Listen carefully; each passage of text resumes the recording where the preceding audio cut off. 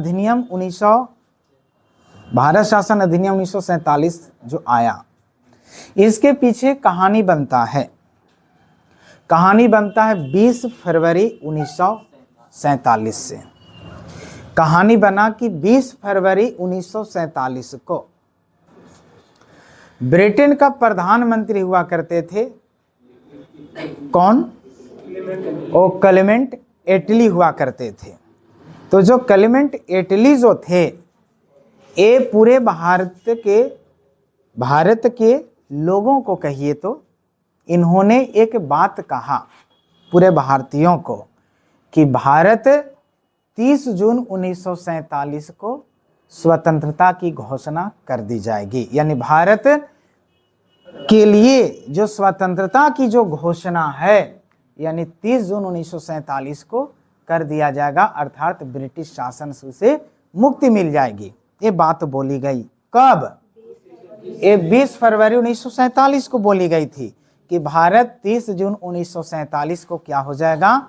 British सरकार से वो मुक्त हो जाएगा, यानी उसे स्वतंत्रता की घोषणा कर दी जाएगी, स्वतंत्र भारत कर दिया जाएगा। और इस स्वतंत्र भारत की जो बागडोर है वो भारतीय को दे दिए जाएंगे। अब ये बात जब बोली गई तो उस समय जो मुस्लिम लीग वाले जो थे, इनको लग गई दिल पर बात। इसलिए लग गई कि ये चाहते थे कि स्वतंत्र भारत होने से पहले भारत का विभाजन हो, यानी हिंदुस्तान और पाकिस्तान का विभाजन हो, तब हम इसे स्वीकार करेंगे, अन्यथा ऐसी आज़ादी हम स्वीकार नहीं करेंगे। ये किनकी मांग थी? ये मुस्लिम लीगों की मांग थी। अंततः ये बात से ब्रिटेन की सरकार निर्णय लेती है। कब? वो लेती है 3 जून 1947 को। ये बात कहती है ब्रिटेन की सरकार, इंग्लैंड की सरकार 3 जून 1947 को कि जो 1946 में जो संविधान सभा जो गठन किए गए और उसके द्वारा जो संविधान बनाए जाएंगे, ये उन क्षेत्रों में ही लागू किए जाएंगे जो उसको एक्सेप्ट करेगा, उसको वो एक्सेप्ट करेगा, उसको में लागू किया जाएगा। जो एक्सेप्ट नहीं करेगा उसके यहाँ ये संविधान लागू नहीं किए जाएंगे। ये बात बोली गई। तो इस तरह से मुस्लिम लीग जो थे थोड़ा सा पॉजिटिव हुआ कि चलो अभी बच रहा है। उसी समय 3 जून 1947 को ही उस समय भारत के अंतिम वायसराय, इंग्लैंड के अंतिम वायसराय, भारतीय अंतिम वायसराय लॉर्ड माउंटबेटन, तो लॉर्ड माउंटबेटन उस समय क्या किए? 3 जून 1947 को ही भारत की विभाजन की घोषणा कर दिए। इस तरह से वो लॉर्ड माउंटबेटन योजना के नाम से वो जाना गया। अब ये जो लॉर्ड माउंटबेटन योजना के नाम से जो जाना गया, इसी की घोषणा कौन किया? Lord Mountbatten.